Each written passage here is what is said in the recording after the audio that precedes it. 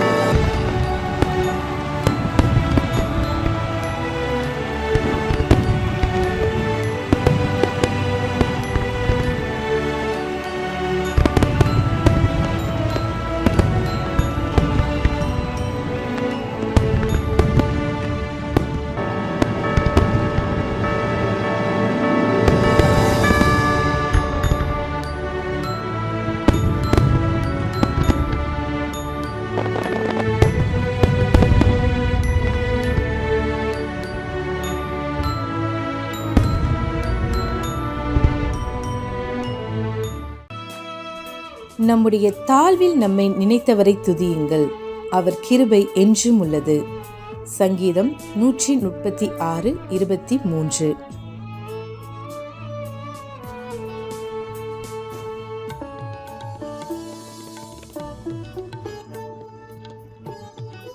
Who remembered us in our low state, for his mercy endureth forever. Psalms 136:23. ஆண்டவரும் இரட்சகருமாகிய இயேசு கிறிஸ்துவின் நாமத்தினாலே உங்கள் ஒவ்வொருவருக்கும் காட் கோஸ் மினிஸ்ட்ரி சார்பாக புத்தாண்டு வாழ்த்துதலை தெரிவித்துக் கொள்கிறேன். தேவனாகிய கர்த்தர் தம்முடைய பெரிதான கிருபையினாலே இந்த புதிய ஆண்டிலே நம்மை பிரவேசிக்க செய்திருக்கிறார். அவருக்கு ஸ்தோத்திரமும் கனமும் துதியும் மகிமையும் உண்டாவதாக. நமது ஊழியத்தின் மூலமாக ஒவ்வொரு நாளும் தேவ வார்த்தைகளை பகிர்ந்து கொண்ட தேவ ஊழியர்களையும் குடும்பங்களையும் தேவனாகிய கர்த்தர் ஆசீர்வதிப்பாராக. ஒவ்வொரு நாளும் இன்றைய மன்னா செய்தியை கேட்டு பிரயோஜனம் அடைந்த அநேகருடைய சாட்சிகளை இம்மட்டும் கேட்டிருக்கிறோம். இந்த ஆண்டிலும் கூட தம்முடைய வார்த்தையில் மாறாதவராகிய கர்த்தருடைய வார்த்தையை விசுவாசத்தோடு கேட்போம், கவனிப்போம், நிச்சயம் ஆசீர்வாதங்களை பெறுவோம். இந்த புதிய ஆண்டிலே தேவன் தமது வார்த்தைகளை நிச்சயம் நிறைவேற்றுவார் என்ற விசுவாசத்தோடும் நம்பிக்கையோடும் காத்திருப்போம். தேவனுடைய வார்த்தைகளுக்கு கீழ்ப்படிய நம்மை நாமே ஒப்பு கொடுப்போம். கர்த்தர் மகத்துவமான காரியங்களை செய்வதற்கு வல்லமையுள்ளவர். நம்முடைய நம்பிக்கை வீண் போகாது. தேவன் சகலவற்றையும் அதினதின் காலத்திலே நேர்த்தியாய் செய்கிறவர். இந்த புதிய ஆண்டையும் கூட நமக்கு தேவன் தந்திருக்கிறார். நல்ல எதிர்பார்ப்போடும் விசுவாசத்தோடும் காத்திருப்போம். இந்த ஆண்டு மகிமையாக துவங்கட்டும். கர்த்தர் தாமே இந்த ஆண்டு முழுவதும் உங்களையும் உங்கள் குடும்பங்களையும் ஆசீர்வதிப்பாராக. ஆமென்.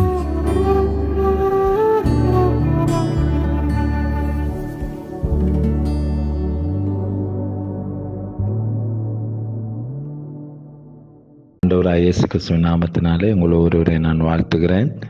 கடந்த நாட்கள் முழுவதிலும் ஆண்டவர் நம்மை மட்டுமாய் பத்திரமாய் பாதுகாத்து வழிநடத்தி வருகிற மேலான கிருபைக்காய் நன்றி செலுத்துகிறேன். குறிப்பாக இந்த காட் கோஸ் மினிஸ்ட்ரியின் தலைமையை வகித்து வருகிற பிரதர் தாமஸ் அவர்கள், அவருடைய குடும்பம், அவருடைய ஊழியங்கள் எல்லாவற்றையும் ஆண்டவர் தொடர்ந்து ஆசீர்வதித்து வருகிறார்.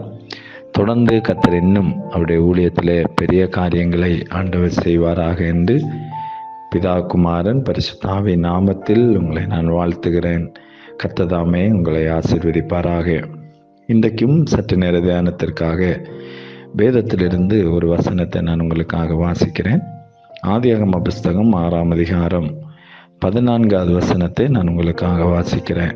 நீ கொப்பேர் மரத்தால் உனக்கு ஒரு பேழையை உண்டாக்கு, அந்த பேழையிலே அறைகளை உண்டு பண்ணி அதை உள்ளும் புறம்பும் கீழ்பூசு. நமக்கு மிகவும் அறிமுகமான ஒரு பகுதி. தேவனாகிய கர்த்தர் பூமியில் பாவம் பெருகின காரணத்தினாலே பூமியை ஜலத்தினால் அழிப்பதற்கு முன்பதாக தேவனாகிய கர்த்தர் நோவாவை பார்த்து சொல்லுகிறார், உன்னுடைய குடும்பமும் நீயும் மிருக ஜீவன்களும் பாதுகாக்கப்படுவதற்கு ஒரு பேழையை உண்டு பண்ணென்று ஆண்டவர் சொல்லுகிறார். இந்த பேழை கொப்பேர் மரத்தினால் உண்டாக்கப்படும்படி சொல்லுகிறார். கொப்பேர் மரம் என்றால் அது ஒரு எபிரேய வார்த்தையாக இருக்கிறது. இதற்கு ஒரு அர்த்தம் சொல்லப்படுகிறது, இது பெரும் வெள்ளத்தை தாங்கக்கூடிய ஒரு வலிமை வாய்ந்ததாக இருக்கிறது. என்னை கேட்கிற அன்பான தேவனுடைய பிள்ளைகளே, அப்படிப்பட்டதான ஒரு பயங்கரமான வெள்ளம் முங்கி பயங்கரமாக வருகிற அந்த சூழ்நிலையிலே தேவனாகிய கர்த்தர் எதற்கு கொப்பேர் மரத்தினால் அந்த பேழையை உண்டு பண்ண வைக்கிறார் என்றால், இந்த கொப்பேர் மரம் மிகவும் வலிமை வாய்ந்ததாக இருக்கிறது. இது எத்தனை தண்ணீரில் இருந்தாலும் இது ஒருபோதும் அழிந்து போகக்கூடியதில்லை அப்படி என்பதை தேவனாகிய கர்த்தர் தெளிவாக அறிந்தவராக இருக்கிறார். ஆகவேதான் அதை கொப்பேர் மரத்தினால் உண்டு பண்ண என்று ஆண்டவர் சொல்லுகிறார். அப்போ நம்முடைய வாழ்க்கையில தேவன் நம்மை ஒரு சாதாரணமாக அல்ல உருவாக்கி வைத்திருக்கிறார். எப்படிப்பட்டதான பிரச்சனைகள், எப்படிப்பட்டதான போராட்டங்கள், எப்படிப்பட்டதான மனக்கவலைகள், எப்படிப்பட்டதான சூழ்நிலைகள் நமக்கு எதிராக வந்தாலும் ஆண்டவர் நம்மை எப்படி வைத்திருக்கிறார் என்றால், ஒரு கொப்பேர் மரத்தை போல நீ அசைக்கப்படாதிருப்பாய், அசைக்கப்பட வேண்டிய தேவையில்லை என்றுள்ள ஒரு மன தைரியத்தை தேவனாகிய கர்த்தர் அங்கே வைத்திருக்கிறதை நாம் பார்க்க முடியும். ஏன் நோவாவை ஆண்டவர் அந்த பேழைக்குள்ளே வைத்திருக்க காரணங்கள், ஒரு சில காரியங்களை நாம் இந்த பகல் வேளையிலே இந்த வார்த்தையை கேட்டுக்கொண்டிருக்கிற உங்களை கர்த்தர் ஒன்று கூட உங்களையும் பலப்படுத்துகிற வார்த்தையாக கர்த்தர் உங்களுக்கு தருவாராக. கர்த்தருடைய நாமத்துக்கு மகிமை உண்டாகட்டும். அதே 6ஆம் அதிகாரம் 19வது வசனத்திலே சொல்லப்படுகிறது, சகலவித மாம்சமான ஜீவன்களிலும் ஆணும் பெண்ணுமாக வகை ஒன்றுக்கு ஒவ்வொரு ஜோடு உன்னுடன் உயிரோடு காக்கப்படுவதற்கு பேழைக்குள்ளே சேர்த்து கொள் என்று சொல்லுகிறார். எதற்காய் ஆண்டவர் இந்த பேழையை உண்டு பண்ண சொல்லுகிறார் என்றால், உயிரோடு காக்கப்படுவதற்காக. இன்றைக்கு நம்முடைய வாழ்க்கையும் நம்மை ஆண்டவர் உயிரோடு காப்பதற்காக கர்த்தர் நம்மை இன்றைக்கு வைத்திருக்கிறார். எத்தனையோ பெருவெள்ளத்தை போல பிரச்சனைகள், பெருவெள்ளத்தை போல போராட்டங்கள், அதுதான் வேதம் சொல்ல, தமது சிறகுகளால் அவர் நம்மை மூடுகிறவராக இருக்கிறார். இன்னைக்கு நம்முடைய ஒரு சபை பேழையாக இருக்கிறது. அந்த பேழைக்குள்ள இருக்கிறவர்களை தேவன் அவர்களை உயிருக்கு ஒப்பு கொடுக்காதபடி, சத்துருவின் இஷ்டத்துக்கு ஒப்பு கொடுக்காதபடி கர்த்தர் அவர்களை பாதுகாத்து வழி நடத்தி வந்திருக்கிறார். இன்னைக்கு இருக்கிற அன்பான ஆண்டவருடைய பிள்ளைகளே, இந்த நோவாவுக்கு ஆண்டவர் இந்த கொப்பேர் மரத்தில் ஏன் அந்த பேழை உண்டாக்க சொல்லுகிறதற்கு காரணம் என்னவென்றால், நான் உன்னை உயிரோடு காக்க வேண்டும் என்று கர்த்தர் நோவாவை விரும்புகிறார். நாம் ஆண்டவருக்குள்ளே இருக்கிற போது நமக்கு எதிராக எத்தனை சேதங்கள் வந்தாலும் அவர் நம்மை உயிரோடு காக்கிறவராக இருக்கிறார். ஆண்டவருக்குள்ளே இருக்கிறதை ஆண்டவர் எதிர்பார்க்கிறார். தானியேலை குறித்து நமக்கு தெரியும். சிங்க கெபியிலே போடப்பட்ட போதிலும் அவன் தேவனுடைய சமூகத்திலே ஜெபிக்கிற ஒரு மனுஷனாயிருந்தான் என்று வேதத்திலே தவறாமல் ஜெபிக்கிற ஒரு மனுஷன். அப்ப நம்ம ஆண்டவருடைய சமூகத்துல நாம் இருக்கிற போது எப்படிப்பட்டதான சிங்க கெபிக்குள்ள நாம் போடப்பட்டாலும் ஒரு உயிர் சேதமும் வராதபடி கர்த்தருடைய வார்த்தை சொல்லுகிற, கர்த்தர் சிங்கத்தின் வாயை கட்டி போட்டார். Praise the Lord. என்னை கேட்கிற அன்பான தேவனுடைய பிள்ளைகளே, நம்முடைய வாழ்க்கையில நம்முடைய உயிரை எடுப்பதற்கு சத்துரு வெள்ளி விழிக்கிற இடத்துல நாம் அவருக்குள்ளாக, கிறிஸ்துவுக்குள்ளாக ஒரு நோவா கர்த்தரா நியமிக்கப்பட்ட பேழைக்குள்ள இருந்தது போல நாம் நம்முடைய ஆண்டவருக்குள்ளாக இருக்கிற போது எந்த உயிர் சேதத்துக்கும் கர்த்தர் நம்மை ஒப்பு கொடுக்காதபடி ஒவ்வொரு நாளும் கர்த்தர் நம்மை பாதுகாத்து கொண்டிருக்கிறார்.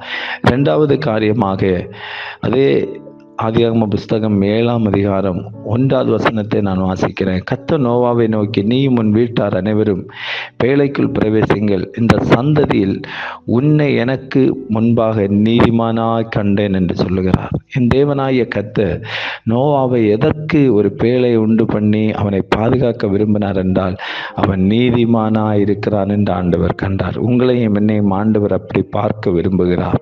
இந்த உலகத்திலே நாம் வாழ்ந்து கொண்டிருக்கிறோம். பாவம் நிறைந்த உலகத்திலே, வேதனை நிறைந்த உலகத்திலே, அழுகை நிறைந்த உலகத்திலே, வருத்தம் நிறைந்த உலகத்திலே, கடன் பிரச்சனையின் உலகத்திலே, வியாதி நிறைந்த உலகத்திலே, மனிதர்களால் கைவிடப்பட்ட இப்படிப்பட்ட பலவிதமான சூழ்நிலைகளில் வாழ்ந்து கொண்டிருக்கிற நம்மை ஆண்டவர் பாதுகாக்கும்படி விரும்புகிறார். தேவன் நம்மை பாதுகாக்க வேண்டும் என்றால், இந்த வேளையிலே ஆண்டவர் நோவாவை எப்படி ஆண்டவர் கண்டாரா? அவனை ஒரு நீதிமானாய் கண்டார் என்று வேதம் சொல்லுகிறார். நம்முடைய வாழ்க்கையில நம்ம அநேக தவறுகள் நம்முடைய வாழ்க்கையில வருகிறது. பார்வையின் மூலம், பேச்சுகள் மூலம், சிந்தனைகள் மூலம், பலவிதமான சூழ்நிலைகள் மூலம் பலவிதமான பாவங்கள் நம்மை மேற்கொள்ளுகிறது. அதனால் என் தேவனாகிய கர்த்தர் இந்த வேளையில இந்த வார்த்தையை கேட்கிற உங்களையும் என்னையும் ஆண்டவர் விரும்புகிறது. எப்படி விரும்புகிறார் என்றால், நான் உன்னை ஒரு நீதிமானாய் காண விரும்புகிறேன் என்று சொல்லி விரும்புகிறார். என்னை கேட்கிற அன்பான தேவனுடைய பிள்ளைகளே, நாம் ஒரு நீதிமானாய் வெளிப்படுவோம் என்றால், நம்முடைய வாழ்க்கையில எப்படிப்பட்ட பெருவெள்ளத்தை போல பிரச்சனைகள் வரட்டும், எப்படிப்பட்டதான வேதனைகள் நம்முடைய வாழ்க்கையில கடந்து வந்தாலும், என் தேவன் ஒருபோது நம்மை கைவிடுகிற தேவன் அல்ல. நம்முடைய வாழ்க்கையில துக்கங்கள் அதிகரித்து கொண்டிருக்கலாம், போராட்டங்கள் அதிகரித்து கொண்டிருக்கலாம், பிரச்சனைகள் நம்முடைய வாழ்க்கையில எவ்வளவு நேரிட்டு வந்தாலும் நம்முடைய வாழ்க்கையில நாம் ஒன்றை சிந்திக்க வேண்டும். நான் ஆண்டவருக்காய் வாழ்வேன், நான் ஆண்டவருக்காய் நீதி செய்வேன். மனுஷர்கள் நம்மை குற்றப்படுத்தி கொண்டே இருப்பாங்க. நம்ம நல்லது செய்தாலும் இந்த உலகம் நம்மை ஒரு பக்கம் குற்றப்படுத்தும். ஆனால் தேவனுடைய பார்வையில நானும் நீங்களும் ஒரு நீதிமானாய், தேவனுடைய பார்வையிலே உண்மையுள்ள ஒரு மனுஷனாய், ஜெபிக்கிற ஒரு மனுஷனாய், கர்த்தரை ஆராதிக்கிற மனுஷனாய், சபையிலே கூடி கர்த்தருடைய நாமத்தை மகிமைப்படுத்துகிற ஒரு தேவ மனுஷனாய் நீங்கள் ஆண்டவருக்கு உண்மையாய் இருக்கும்போது, எப்படிப்பட்ட பெருவெள்ளத்தை போல பிரச்சனைகள் உங்கள் வாழ்க்கையில கடந்து வந்தாலும் தேவன் உங்களை பேழைக்குள்ளே இருந்து பாதுகாக்க வல்லவராக இருக்கிறார். 3வதாக அதே ஆதியாகமம் 7ஆம் அதிகாரம் 18வது வசனம் வாசிக்கிறது. ஜலம் பெருவெள்ளமாகி பூமியின் மேல் மிகவும் பெருகிட்டு பேழையானது ஜலத்தின் மேல் மிதந்து கொண்டே இருந்தது. என்னை கேட்கிற அன்பான தேவனுடைய பிள்ளைகளே, 3வது சொல்லப்படுகிறது, பயங்கரமான ஜலம் பெருகி விட்டதாம்.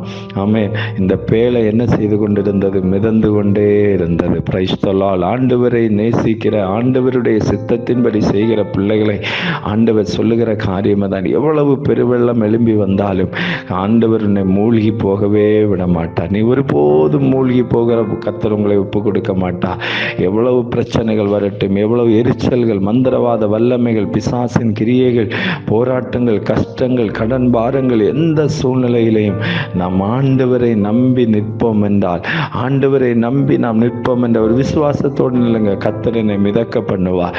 நான் ஒருபோதும் மூழ்கி போக மாட்டேன். சங்கீதத்திலே வாசிக்கிறோமே, அவர்கள் முறிந்து விழுந்தார்கள், நாங்களோ எழுந்து நிமிர்ந்து நிற்கிறோம் என்று சொல்லப்பட்டிருக்கிறது. என்னை கேட்கிற அன்பான தேவனுடைய பிள்ளைகளே, நம்முடைய வாழ்க்கையில ஒருபோதும் மூழ்கி போவதற்கு ஆண்டவர் நம்மை ஒப்பு கொடுக்கிறவர் அல்ல. பிரச்சனைகள், போராட்டங்கள், வேதனைகள் எழும்பி வருகிற போதும் ஆண்டவர்கிட்ட சொல்லுங்க, ஆண்டவரே நீர் என்னை மூழ்கி விடுவதற்கு, ஆண்டவரே நீர் என்னை ஒருபோதும் மூழ்கி விட மாட்டீர். ஆண்டவரே, நான் மூழ்கி போக மாட்டேன், நான் மிதந்து கொண்டே இருப்பேன், நான் தொடர்ந்து தேவனை ஆராதித்து கொண்டிருப்பேன், நான் தொடர்ந்து கர்த்தரை உயர்த்தி கொண்டிருப்பேன், நான் கர்த்தரை மகிமைப்படுத்தி கொண்டிருப்பேன் என்று ஆண்டவரிடத்தில் விசுவாசத்தோடு நிற்போம் என்றால் நாம் மூழ்கி போகாதபடி கர்த்தர் நம்மை மிதக்க பண்ணுவார். ஆமென். 4வது காரியமாய் 8ஆம் அதிகாரம் 1வது வசனம் சொல்லுகிற, தேவன் நோவாவையும் அவனோடு பேழையில் இருந்த சகல காட்டு மிருகங்களையும் சகல நாட்டு மிருகங்களையும் நினைத்தருளினார் என்று சொல்லப்படுகிறது. என்னை கேட்கிற அன்பான தேவனுடைய பிள்ளைகளே, ஆமென். பேழைக்குள்ளே இருக்கிற போது, ஆண்டவருடைய கரத்துக்குள்ளே நாம் இருக்கிற போது, ஆண்டவருடைய சுத்தம் செய்கிற போது, ஆண்டவரை ஆராதிக்கிற போது, சபையிலே கர்த்தரை உயர்த்தி கர்த்தருக்காய் வாழுகிற போது, கர்த்தருடைய வார்த்தை சொல்லுகிறது, கர்த்தர் உன்னை நினைத்தருளுகிற ஆண்டவர் என்று சொல்லப்பட்டிருக்கிறது. சொல்லப்பட்டிருக்கிறது. ஆண்டவர் உங்களை நினைத்தருளுவா. மனிதர்கள் உங்களை நினைக்காமல் இருக்கலாம், இந்த உலகத்தின் மனுஷர்கள் உங்களை நினைக்காமல் இருக்கலாம், சொந்த பந்தங்கள் உங்கள் வாழ்க்கையில நினைக்காமல் இருக்கலாம். ஆனால் இந்த அருமையான இந்த வேளையிலே ஆண்டவர் சொல்லுகிற வார்த்தை, கர்த்தர் உங்களை நினைத்தருளுகிற ஆண்டவராக இருக்கிறார். எல்லா சூழ்நிலைகளிலும் நினைத்தருளுவார். எல்லாரும் கைவிடப்பட்டு நீ கலங்கி நிற்கும் போதும் என் தேவன் ஆகிய கர்த்தர் உங்களை நினைத்தருளுகிற ஆண்டவராக இருக்கிறார். துக்கமான நேரத்தில் ஐயோ என்னுடைய வியாதியில் என்னை நினைப்பதற்கு யாருமே இல்லையே, என்னுடைய வாழ்க்கையில் என்னை நினைப்பதற்கு யாருமே இல்லை என்று சொல்லும்போது என் ஆண்டவர் சொல்லுகிறார், நீ ஆண்டவருக்குள்ளா இருக்கிற போது, பேழைக்குள்ள இருக்கிற தேவ பிள்ளைகளை, சபைக்குள்ள உண்மையாய் கர்த்தரை ஆராதித்து கர்த்தருக்கு முழு இருதயத்தை திறந்து கொடுக்கிற தேவ பிள்ளைகளை ஆண்டவர் இயேசுவின் நாமத்தில் ஆண்டவர் உங்களை பத்திரமாய் பாதுகாத்து உங்களுடைய வாழ்க்கையை நினைத்தருளுகிறவராய் இருக்கிறார். கடைசியாக 5வதாய் ஒரு காரியத்தை சொல்லி நான் உங்களுக்காய் ஜெபிக்கும்படி விரும்புகிறேன். அதை 8ஆம் அதிகாரத்தில் ஆமென் ஆண்டவருடைய வார்த்தை சொல்லுகிறது. நீங்கள் 8 முதல் 11 வசனங்களை நீங்கள் வாசிக்கும் போது தெரியும். பின்பு பூமியின் மேல் ஜலம் குறைந்து போயிற்று என்று அறியும்படி ஒரு புறாவை தன்னிடத்திலிருந்து வெளியே விட்டான். பூமி எங்கு ஜலம் இருந்தபடினா அந்த புறா தன் உள்ளங்கையை வைத்து இளைப்பாற இடம் காணாமல் திரும்பி பேழையின் அவரிடத்தில் வந்தது என்று சொல்லப்பட்டிருக்கிறது. பாருங்க 11வது வசனம். அந்த புறா சாயங்காலத்தில் அவனிடத்தில் வந்து சேர்ந்து இதோ அது கொத்தி கொண்டு வந்த ஒரு ஒலிவ மரத்தின் இலை அதன் வாயில் இருந்தது. அதனாலே நோவா பூமியின் மேல் ஜலம் குறைந்து போயிட்டு என்று அறிந்தான். என்னை கேட்கிற அன்பான தேவனுடைய பிள்ளையே, இந்த புறாவை குறித்து புதிய ஏற்பாட்டிலே சொல்லப்படுகிறது. பரிசுத்த ஆவியானவர் ஆமென் ஹல்லேலூயா இயேசுவானவர் ஞான ஸ்நானம் எடுத்து கரையேற போது ஆமென் பரிசுத்த ஆவியானவரை போல புறாவின் வடிவத்தில் பரிசுத்த ஆவியானவர் வெளிப்படுகிறது அங்கே பார்க்க முடியும். என்னை கேட்கிற அன்பான தேவனுடைய பிள்ளைகளை, கர்த்தருடைய கருத்தில் இருக்கிற பிள்ளைகளை ஆமென் இங்க பாருங்க, நோவா பேழையில் இருந்து அனுப்பினது ஒரு புறாவை குறித்து சொல்லப்படுகிறது. அது ஆமென் அது எல்லாவற்றையும் நேர்த்தியாய் சரியான நேரத்தில் அவனுக்கு அதை வெளிப்படுத்தி காட்டுகிறது. கர்த்தருடைய கருத்தில் இருக்கிற பிள்ளைகளை பரிசுத்த ஆவியானவர் வழி நடத்தி காட்டுவார். ஆமென் ஒலிவ இலையை எடுத்துக்கொண்டு தண்ணீர் வற்றி போய்விட்டது என்று சொல்லி கொண்டு காட்டப்படுகிறது. என்னை கேட்கிற தேவனுடைய பிள்ளைகள், இந்த ஒலிவ இலையானது ஒருபோதும் ஆடி போகிறதில்லை, எவ்வளவு தண்ணீர்ல நின்னாலும் ஆடி போகிறதில்லை. ஆமென் பரிசுத்த ஆவியானவருடைய நடத்துதல் ஆமென் நம்முடைய வாழ்க்கையில இருக்கும் என்றால் நம்மையும் ஆண்டவர் ஒரு மர கண்டுகளை போல வளர பண்ணுவார். நாம் பரிசுத்த ஆவியானவர்களை நடத்தப்படுவோம். பேழைக்குள்ள இருக்கிறவர்களுக்கு ஒரு பாதுகாவல் ஆண்டவர் அவர்களை நினைக்கிறார். கர்த்தர் அவர்களை வழி நடத்துகிறார். நம்முடைய வாழ்க்கையில தொடர்ந்து அந்த பரிசுத்த ஆவியானுடைய கருத்தில் நம்ம ஒப்பு கொடுப்போம். நிச்சயமாய் கர்த்தர் பெரிய காரியங்களை செய்வாராக. அன்பின் பரலோக பிதாவே, இந்த வார்த்தையை கேட்கிற தம்முடைய பிள்ளைகளுக்காக நாங்கள் ஜெபிக்கிறோம். கர்த்தருடைய ஆவியானவர் ஒவ்வொருவரையும் ஆண்டவர் ஆசீர்வதித்து நடத்துவீராக. ஆண்டவரே, நம்முடைய கருத்தில் இருக்கிற பிள்ளைகளை நீர் பத்திரமாய் பாதுகாக்கும்படி ஜெபிக்கிறோம். இந்த வார்த்தையை கேட்கிற மிகுந்த பாரத்தோடு கண்ணீரோடு மிகுந்த வேதனையோடு இருக்கிற ஒவ்வொரு பிள்ளைகளுடைய குடும்பத்துக்காய் ஜெபிக்கிறேன். ஆண்டவரே, பரிசுத்த ஆவியானவர் அவர்களை வழி நடத்துவீராக. துக்கம் சந்தோஷமாய் மாறும்படி ஜெபிக்கிறோம். நீரே பெரிய காரியங்களை செய்து தொடர்ந்து வழி நடத்தும்.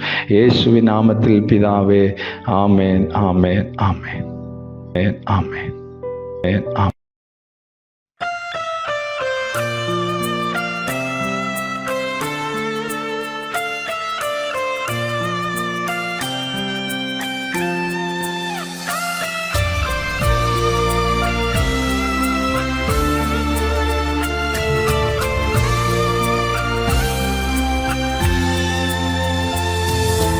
உம்மையே நான் நேசிப்பேன், உம்மையே நான் நேசிப்பேன், உம்மையே நான் நேசிப்பேன். உன்னதரே இயேசையா,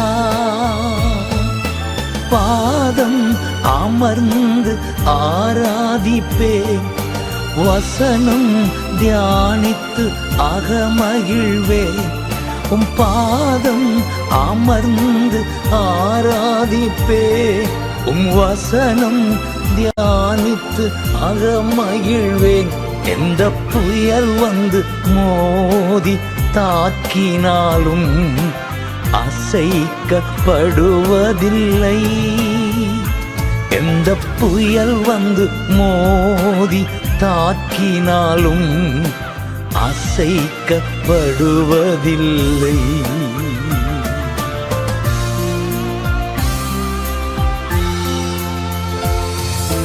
உம்மையே நான் நேசிப்பேன், உம்மையே நான் நேசிப்பேன், உம்மையே நான் நேசிப்பேன். உன்னதரே இயேசையா, பாதம் அமர்ந்து ஆராதிப்பேன், வசனம் தியானித்து அகமகிழ்வேன். உம் பாதம் அமர்ந்து ஆராதிப்பேன், உம் வசனம் தியானித்து அகமகிழ்வேன். எந்த புயல் வந்து மோதி தாக்கினாலும் அசைக்கப்படுவதில்லை. எந்த புயல் வந்து மோதி தாக்கினாலும் அசைக்கப்படுவதில்லை. நான் அசைக்கப்படுவதில்லை,